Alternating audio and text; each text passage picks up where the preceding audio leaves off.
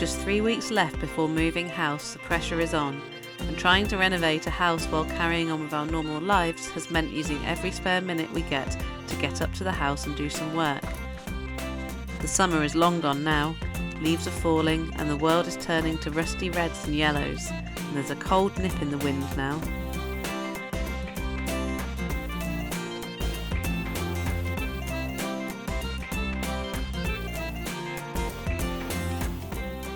Winter is coming has become our mantra as we plough every spare minute into our never-ending job list. We've spent a lot of time on exterior jobs before the weather truly turns, and there has been steady progress on the rear utility room, the front porch and outdoor areas, but it is frustrating to not have time to progress the inside of the house as much as we hoped. We've started to uncover some of the original paths around the front of the house, which has been very helpful to keep out of what is becoming a rather muddy front yard. And of course, Alfie has also wanted to get involved wherever possible, so we've had to find him some jobs too. Each job gets us a little closer to what we imagine the house will end up looking like. Sometimes it's easy to get lost in the details and forget just how this place looked when we first took it on.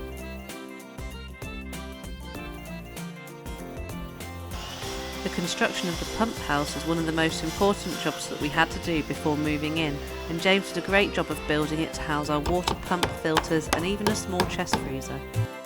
And inside the house, as James finished plastering each new area, I've been manically following around behind him with paintbrushes, colour charts and wallpaper. We were keen to get as many of the rooms as completed as possible before moving in so that we don't have to do as much work moving around all our furniture and belongings.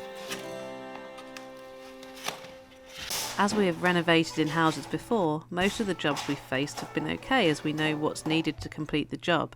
However, cutting coving was new to us, and we wasted nearly 2 hours trying to work out how to make the perfect cut in the corner before realising we could actually just buy a tool to find the perfect angle. Oh, this is all straight cuts, isn't it now? So yep. You just get it flush.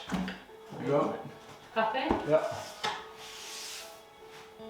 With less than 2 weeks before the big move, it all just got a bit much and I stopped filming.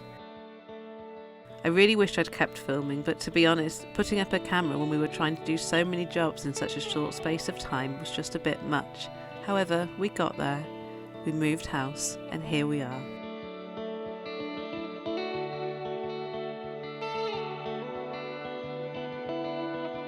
It's still pretty chaotic, but we are finally in, and now we'll have a lot more time to continue work on our new home. We've had a lot of curious wildlife that's been coming over to see the new residents of the glen, and it's been lovely to see red kites, buzzards and even a white-tailed eagle that lives here.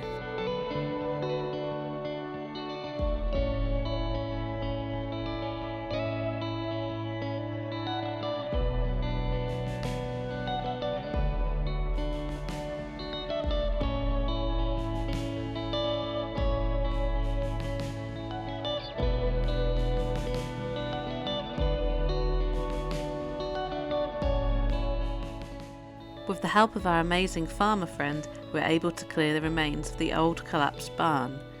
We recycled some of the larger stones to rebuild the retaining wall at the bottom, and once the rest of the rubble was scraped away, we were left with a fantastic flat open area that we can now utilise.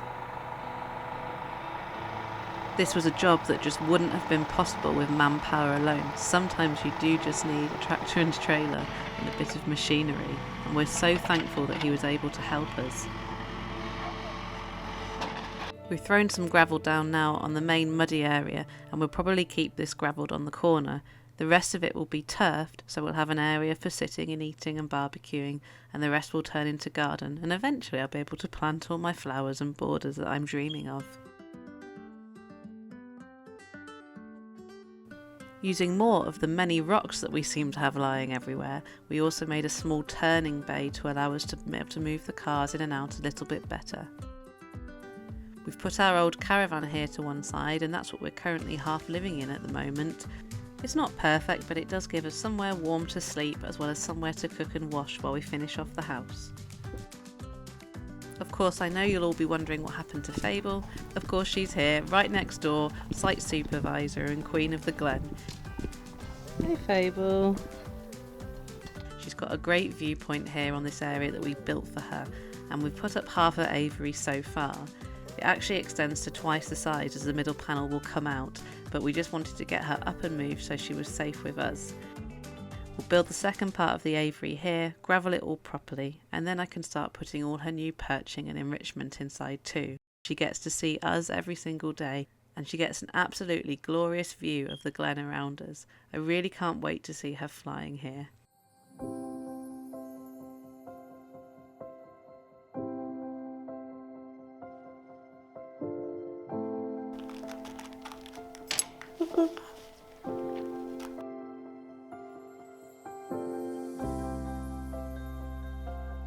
It's been challenging at times choosing the right jobs to do first. Here you can see our electrical hookup and our water, and this water tap will be good for watering up to the garden and to clean Fable's aviary. Inside the pump house you can see our filters and water pump at work. Honestly, we could have cried when we turned the water on and the pipes didn't leak and everything was working as it should. The plumbing was such a big gamble and we didn't know how it was going to turn out, and the genuine fear of turning that tap on for the first time was palpable. Our ferrets are also in temporary accommodation, but another job this weekend is to build the new ferret court, which will be massive and they will have a great time playing in. I'm so pleased with the way the back of the house has turned out, and it's funny as you go inside how you see glimpses of how it will become a home.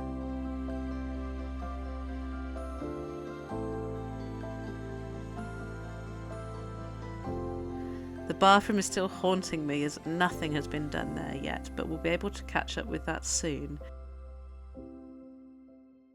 The lounge is completed, but full of all my houseplants to James's despair, as well as our furniture, so there's not much we can do in this room just yet. But it's really nice seeing how it's all coming together. The stove needs to be put in, and that's currently also covered in plants, but as soon as we can get that in, we'll start getting some real heat into the house again. We were also really pleased with the mantle we made. This is one of the old joists from the house that we removed, and James used some of the oak whiskey barrels from our wedding to make the brackets to hold the mantle up. Our main focus now is to sort out the kitchen. It does look pretty messy, but actually we're not far off. We're ready to stud walls and then we can start plastering, and we can fit the range soon too. This hole between the barn and the utility room also needs blocking in and a door putting in, but we've got all the materials for that. The dogs are currently in the utility room along with our washing machine and tumble dryer, and we even have a working tap and sink, so it's not all bad.